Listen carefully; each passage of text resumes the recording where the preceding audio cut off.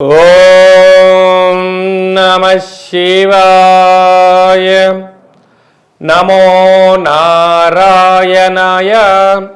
స్వర్ణాకర్షణ కాల భైరవాయై నమో నమః. హరి ఓం. మా ఛానల్కి స్వాగతం. చూస్తున్న వీక్షకులకు ప్రేక్షకులకు ప్రియ కాల భైరవ భగవద్బంధులకి స్వాగతం పలుకుతూ మమ్మల్ని ఎంతగానో ఆదరిస్తూ ఉండబడినటువంటి ప్రియ సోదర సోదరీమణులకు, జ్యోతిష్య అభిమానులకు, సనాతన ధర్మ సంరక్షకులకు అందరికీ కూడా తెలుగు ఉగాది పండగ శ్రీ పరాభవనామ సంవత్సర పండగ శుభాకాంక్షలు.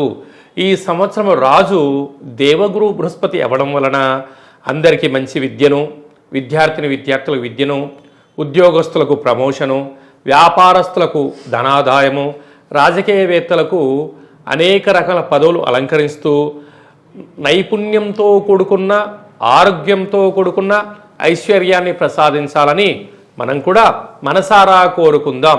ద్వాదశ రాశుల్లో గ్రహ గమనాలు వీక్షింపచేద్దాం. మిథున రాశిలో దేవగురు బృహస్పతి సంచార స్థితి, సింహరాశిలో కేతు సంచార స్థితి, అలాగనే కుంభరాశిలో రాహు సంచార స్థితి, మీనరాశిలో శని భగవానుడి సంచార స్థితితో ద్వాదశ రాశుల్లో గ్రహ గమనాలు ఈ విధంగా ఉన్నాయి. ఈ సంవత్సరము రాజు దేవగురు బృహస్పతి అవ్వడం వలన సకాలంలో పంటలు, విద్య, ఉద్యోగము, ఐశ్వర్యము, అనంతమైన ఈ భూమండలమంతను కూడా నిత్యము సస్యశ్యామలంగా ఉంటుంది. కనుక అందరికీ ఇది చాలా శుభకరణంగా భావించగలగాలి. మంత్రివర్యులు కుజభగవానుడు అవ్వడం వలన పాలకుల మధ్య స్వల్పమైన విభేదాలు ఉండే అవకాశాలున్నాయి. సమన్వయంగా ఎవరైతే ముందుకు వెళ్ళగలరో వారందరికీ ఐశ్వర్యం కలుగుతుంది అని చెప్పి గమనించాలి. కనుక ఈ సంవత్సరము పరాభవనామ సంవత్సరము అంటే కొద్దిపాటి అధర్మంగా ఉండబడిన వారికి పరాభవము, అవమానం తప్పదు, ధర్మబద్ధంగా ఉండబడిన వారికి ఐశ్వర్యం కలుగుతుందని చెప్పి కూడా గమనించాలి. వృషభ రాశి వారికి శ్రీ పరాభవనామ సంవత్సరంలో గ్రహ సంచార స్థితి అద్భుతంగా ఉన్నప్పుడు ఎలాంటి విధి విధానం పాటిస్తూ పరాభవం లేకుండా ఐశ్వర్యం పొందాలో ఈ వీడియోలో సవివరంగా సంపూర్ణంగా తెలుసుకుందాం. వృషభ రాశిలో ఏ నక్షత్రాలు వస్తాయనగా కృతికా నక్షత్రంలోని 2, 3, 4 పాదాలు, రోహిణీ నక్షత్రంలోని 4 పాదాలు, మృగశిర నక్షత్రంలో 1, 2 పాదాలు కలిపితే వృషభ రాశి. రాశాధిపతి శుక్ర భగవానుడు. ఈ శుక్ర భగవానుడు సస్యాధిపతి అయ్యాడు కనుక నిత్యము సస్యశ్యామలము, వృద్ధి అంటే ఆర్థిక అభివృద్ధి, అన్నింటా విజయాలు కోరుకోవడంలో వృషభ రాశి వారు విజయాన్ని సాధిస్తారు. కాకపోతే వీరి యొక్క ఆదాయం 5, వ్యయం 14.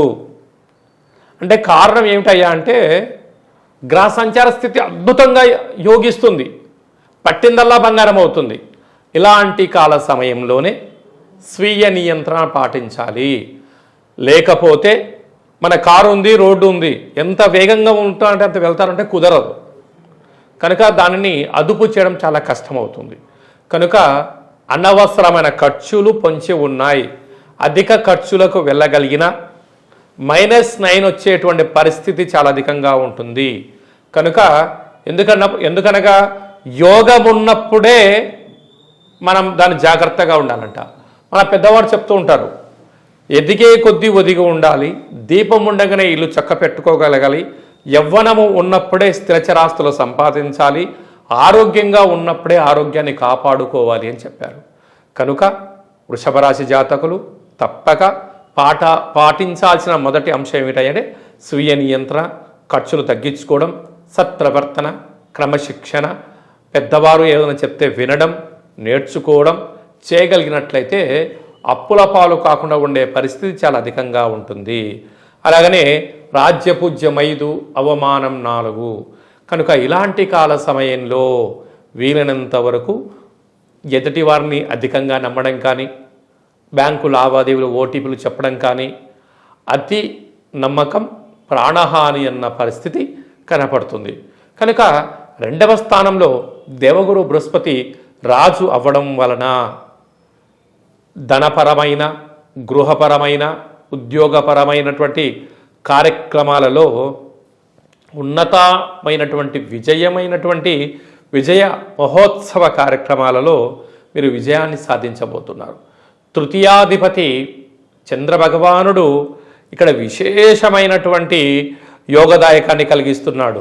ఎందుకంటే సైన్యాధిపతి, అర్ఘ్యాధిపతి, మేఘాధిపతి కనుక మీరు ఉద్యోగాలలో క్రియాశీలకమైనటువంటి పాత్రను పోషించడం, గృహంలో ఎనలేనటువంటి బహుమతులతో ఆనందకరమైన తల్లిదండ్రులతో జీవితం గడపడం వలన తీర్థయాత్రలు, సేవారంగ కార్యక్రమాలలో విజయాన్ని సాధించబోతున్నారు. అర్ధాష్టమ అధిపతి రవి భగవానుడు రసాధిపతి అవ్వడం వలన, అక్కడ కేతు భగవానుడు ఉండడం వలన భూత, భవిష్యత్, వర్తమానాన్ని ఎప్పటికెప్పుడు మీరు అంచనా వేస్తూ ఉండి తీరాలి. కనుక నిండా మునిగిపోయిన తర్వాత ఆలోచించేదానికన్నా ఏమైనా ఆటంకాలు కానీ, ఇబ్బందులు కానీ, నష్టాలు వస్తున్నాయని అనిపించగానే కొంతకాలం విశ్రాంతి అవసరమని చెప్పి గుర్తు పెట్టుకోగలగాలి.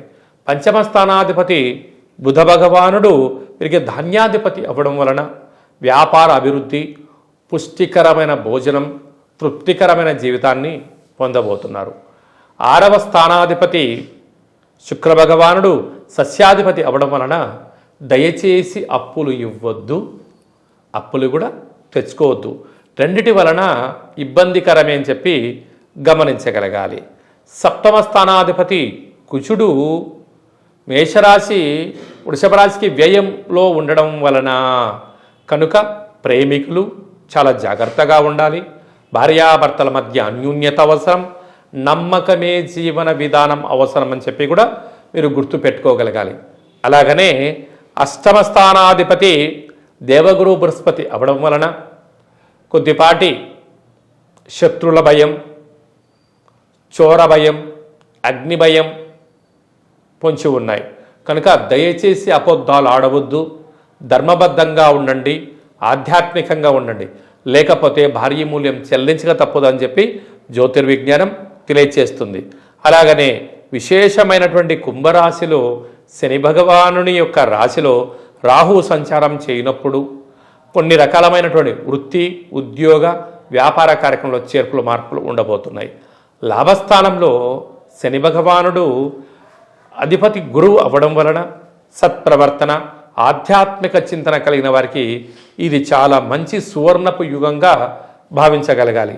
వీరు 16/5/2026 సంవత్సరంలో వైశాఖ మాస బహుళ అమావాస్య శనివారము కృత్తికా నక్షత్రం రోజున ఎలాంటి పని చేయకపోవడం ఉత్తమోత్తంగా భావించగలగాలి. ప్రతి శుక్రవారం మీరు తప్పకుండా కళౌ వెంకటేశ్వర అన్నట్టుగా వెంకటేశ్వర స్వామి యొక్క స్మరణ, దర్శనం, స్వామివారికి తులసిమాలను సమర్పించడం, అలాగే విష్ణు సహస్రనామ పారాయణాన్ని వినడం, చేయడం యోగదాయకం. అలాగనే వీరికి దేహంలో ఉదరానికి సంబంధించినటువంటి వ్యాధులు వచ్చే పరిస్థితి ఉంటుంది. ఎందుకనగా శుక్రుడు కలత్రత కారకుడు అవ్వడం వలన కనుక ఉదరంలో వచ్చేటువంటి వ్యాధులను నివారించుటకు ప్రతి శుక్రవారము స్వధిష్టాన చక్రాన్ని శుద్ధి చేసుకుంటూ ముద్రను వేస్తూ కాపాడుకోగలిగితే సకలమైనటువంటి దోషాలు తొలగిపోతాయని చెప్పి గమనించాలి.